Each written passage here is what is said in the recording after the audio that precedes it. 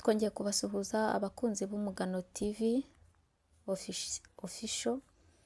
Uyu munsi twabateguriye ikiganiro kivuga impamvu abagore aribo bakunze kwibasirwa n'abantu bafite perversion narcissistique. Perversion narcissistique twayisobanuye kenshi mu mavideo yacu, ariko ubaye utarakurikiye perversion narcissistique ni abantu baba bafite ikibazo cyo kwikunda bikabije, bakabikoresha bangiza amarangamutima y'abandi bakoresheje icyo twita manipulation cyangwa gukina n'ibyiyumvo by'undi muntu kugira ngo use nk'umuhindurije mu ntekerezo, ibitekerezo bye ubikoreshe mu nyungu zawe. Abagore benshi rero ushobora kwisanga bari mu mubare w'abibaza ikibazo kigira kiti kuki ibi byambayeho? Ese ni wowe nyirabayazana? Oya, ntago ari wowe wabiteye. Uyu munsi tugiye kureba cyangwa kuvuga ku bagore ndetse n'imibanire ya manipulation. Ntago ari ukugira ngo tubashinje cyangwa se bo ubwabo bishinje, nta nubwo ari ukubagira victime z'iteka ko mbese ibyo bikwiye kubageraho, ahubwo ni ukugira ngo basobanukirwe n'usinziriye akanguke. Kuko hari umuhanga wavuze ngo ibyo utazi si uko biba bitabaho, kandi kuba utabizi ntago bibibuza kuza ngo bikugereho. Kuki uyu munsi rero nitaye ku bagore victime de manipulateur narcissistique? Impamvu nibanze ku bagore, hari impamvu ya mbere, ni umubare munini w'abapervers narcissistique b'abagabo. Uyu munsi aho internet yaziye, tuzi ko ariyo dukoreraho kenshi ubushakashatsi. Nguhaye umukoro ngo ujye kuri internet, ururimi waba ukoresha rwose uyibaze ngo ujye muri research wandikemo pervers narcissistique. Hari ahantu hasi batanga ibibazo byinshi bikunda kubazwa, uzasanga umubare munini ari abagore babaza ngo ni iki cyambwira ko umugabo wanjye ari umupervers narcissistique. Icyo ni ikintu kigaragaza ko iyo sije ihangayikishije umubare munini w'abagore kurusha uw'abagabo. Ikindi, ubushakashatsi bumaze kugaragaza ko mu mubare w'abantu bafite iki kibazo cya perversion narcissistique, 75% muri bo baba ari abagabo. Iri janisha urumva yuko ari rinini niba ushobora kubyumva neza. Bisobanura impamvu abagore benshi ari bo baba tushe cyangwa se bagerwaho na manipulation narcissistique.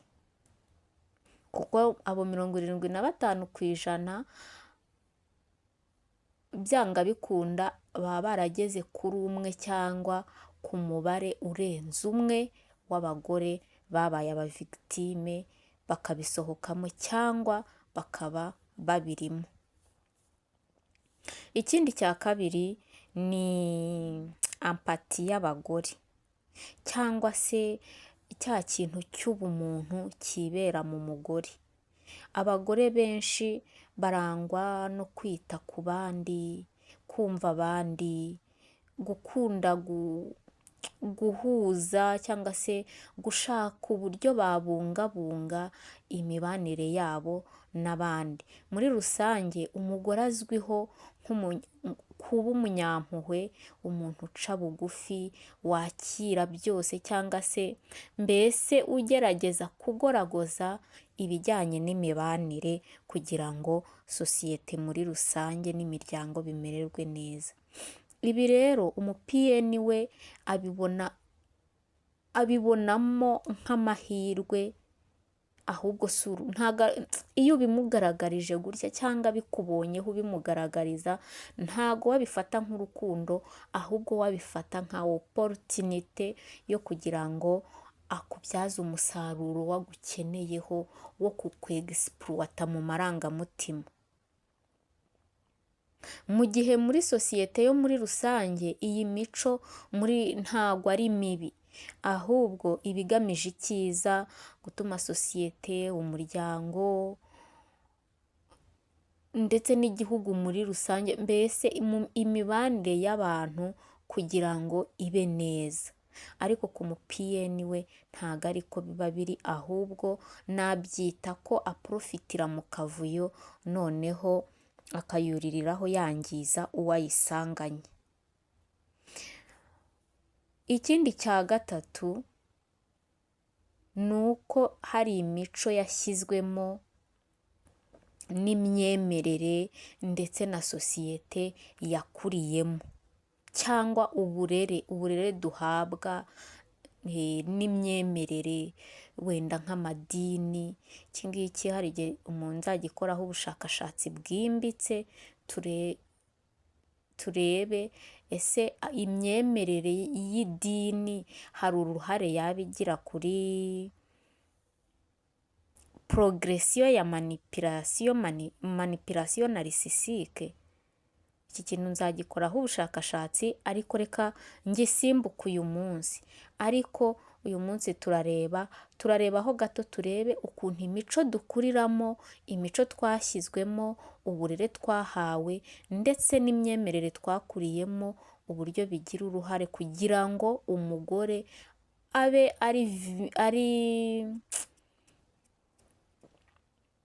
nabivuga ngo iki,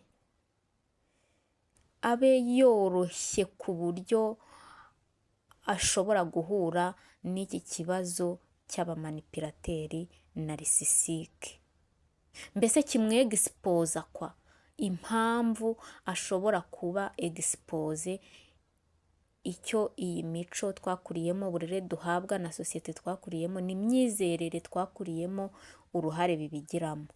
Ni ukuvuga ngo muri rusange sosiyete nyinshi abagore bakura hari ibintu bigishwa mu myitwarire yabo, bakura bigishwa kwihangana, kugerageza kwishyira mu mwanya w'abandi, gushyira abandi imbere cyangwa kubabanza. Akenshi bamwe bikabaviramo no kwiyibagirwa kubera akamenyero ko kumva ko abandi baza mbere yabo, hakaza gucisha make, mbese baba ari ba bantu bagera make mu bihereranye n'imibanire kugira ngo bayibungabunge. Baba bategetswe cyangwa se basabwa kugira ngo babungabunge amahoro y'abo babana. Ibi ngibi rero ntago ari bibi muri rusange, iyi ni imico myiza nk'uko turi kuyumva. N'umuntu uyifite byagorana ko umuntu yananirwa kubana nawe, ariko ibi ngibi bikoreshwa nabi n'umuntu uri narisisike muri bwa bwikunzi bwe burenze urugero, ugasanga aho kugira ngo iyi mico ayibyaze umusaruro cyangwa ayiporofite, igirire neza umuryango cyangwa se umubano afitanye n'umuntu uyifite, aho kugira ngo ibe umugisha kuri we cyangwa ibe umugisha kuri uwo mugore ayisanganye ndetse n'umuryango na sosiyete muri rusange, ahubwo usanga ibaye nk'ikiguzi cyo kwangizwa mu marangamutima ku mugore ndetse no gusenyuka mu buryo butandukanye, bwaba ari uburyo buri mento, hari uburyo buri fizike, mbese mu buryo bwose, kuko tuzareba forume de manipulasiyo ikora ku bice byose by'umuntu wabaye victime wayo. Iyindi ngingo ya kane rero ni urukundo ruvanze n'ubushake bwo kwita ku bandi umugore yigiramo. Umuperiveri narisisike ubusanzwe twabonye ko avanga urukundo ndetse n'ububabare. Kuri we urukundo n'ububabare ni ibintu bimeze nk'aho bijyana, ku buryo bigera aho ngaho bikaba nk'aho byasanishijwe, ku buryo kubabara uri mu rukundo ari ibintu bifatwa nk'aho ari ibintu biri normal. Ibi bintu nabyo ni igice kigize periverisiyo narisisike. Kubabaza umuntu witwaje ko mukundana cyangwa muri mu rukundo ntago ari ibintu biri normal. Umugore rero uhuye n'umuperiveri narisisike ashobora gutekereza ati nzabasha kumukiza. Ibi ngibi bigaturuka ku yihe mpamvu? Ubundi umuperiveri narisisike aharura inzira yo kwinjira mu buzima bw'umuvigitime we.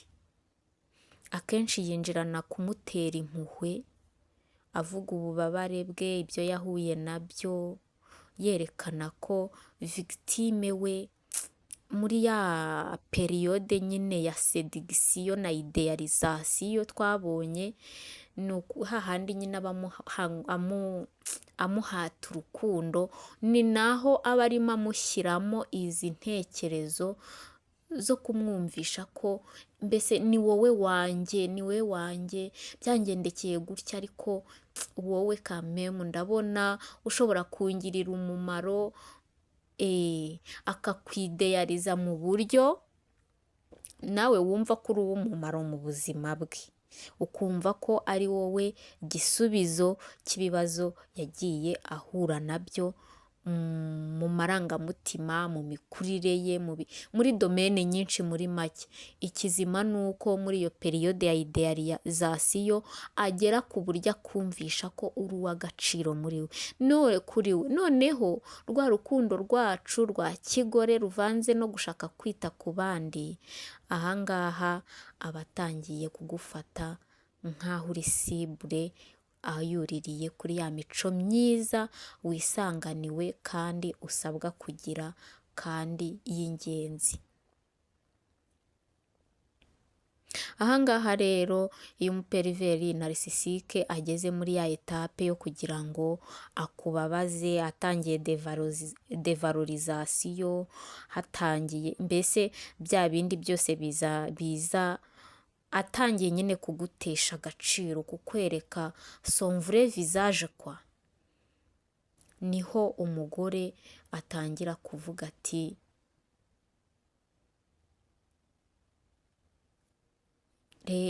atangira kugereranya bya bindi yamubwiye bagitangira relationship, akareba kuri bya bikomere yamuganirije, akamuganiriza kuri za ntege nke yamubwiye, akamutekereza mbese bya bindi byose yamubwiye, aha akeneye ubufasha bw'umugore. Ahangaha umugore rwa rukundo ruvanze n'ubushake bwo kwita ku bandi niho ruhita rujya anagisiyo, agahita agereranya akavuga ati ibi ngibi ni bya bindi yambwiye, akibwira ko uwo mupiyeni atazi ibyo arimo gukora, ahubwo arimo gukoresha na bya bindi yamutakiye mbere kandi ko akeneye ubufasha bwe.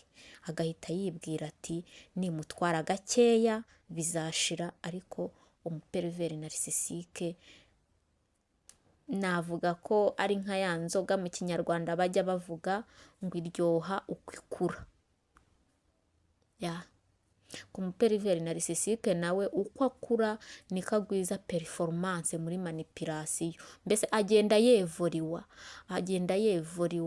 Uzabasha gukora nk'ubushakashatsi kuri iyi ngingo uzabona ko abaperiveri narisisike uko imyaka igenda ishira indi igataha, bagenda bevoriwa mu mikorere yabo n'ibiki byose. Ntago rero ari uko abakora ibyo atazi. Kwibwira rero ko uzamukiza ni nko gutokora ifuku. Niba ufite ibyago rero byo kuba warahuye n'umuntu ufite ikibazo, wikwibwira ko uzamukiza kuko ni ukwibeshya cyane.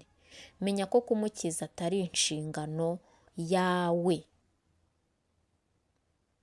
kwibeshya ko uzamufasha kandi ari umuntu we ugambiriye kurimbura amarangamutima yawe, kwangiza ubuzima bwawe bwo mu mutwe, kukwangiza fizikali, amaherezo umera nk'uko wagerageza kurohora umuntu ahubwo ukarohama. Turabizi kenshi ko kurohora ni ibintu bikoranwa ubuhanga, kuko ushobora kujya kurohora umuntu uri kurohama ugahita urohamana nawe. Ibi rero ntabwo ari ukubura impuhwe rwose, mwumve neza, ntabwo kuri iki kibazo cy'abaperiveri narisisike akenshi iyo utanga inama hazamo ikintu cyo kuba sitirigiti ukuntu, kuko ushobora kubyumva ukavuga uti none se abantu babana umwe ntabashobora gufasha undi ibiki n'ibiki, ariko ukibaza ukuntu ushobora wowe gukiza umuntu uri deterimine kukwangiza. Urumva ko ni ibintu bigoye hafi yo kudashoboka, kubera ko kwa kundi wibwira ngo urimo uramukiza, we ni oporutiniti aba abonye yo kugira ngo agusenye bya nyabyo. Uba umeze nk'uri kumwongereramo amavuta, niko navuga. Ntago rero ibi ngibi ari ukubura impuhwe, ahubwo ni ukuzikoresha neza. Ntiwemere ko hari uziprofita kugira ngo inyungu ze ndetse no kuba watuma agera aho aba yagutesha ubuzima bwawe kubera kugira impuhwe nyinshi z'umurengera ukazigira n'aho bitari ngombwa. Ntago rero tuzareka kubivuga, kuko ushobora kubyumva nabi nk'umuntu wabaye umuvictime w'aba bantu, niwe ushobora kubyumva neza hano, ariko utarabaye umuvictime iyi ngingo tuyigezeho ushobora kuyibazaho cyane ukavuga ko ari ukubura ubumuntu cyangwa kubura gushaka gufasha abandi. Ariko ntabwo ibyo ari byo byatuma tureka kubivuga ndetse no kubisubiramo. Umuntu ufite ikibazo nk'iki, gukira biba biri mu nshingano ze, biri mu maboko ye.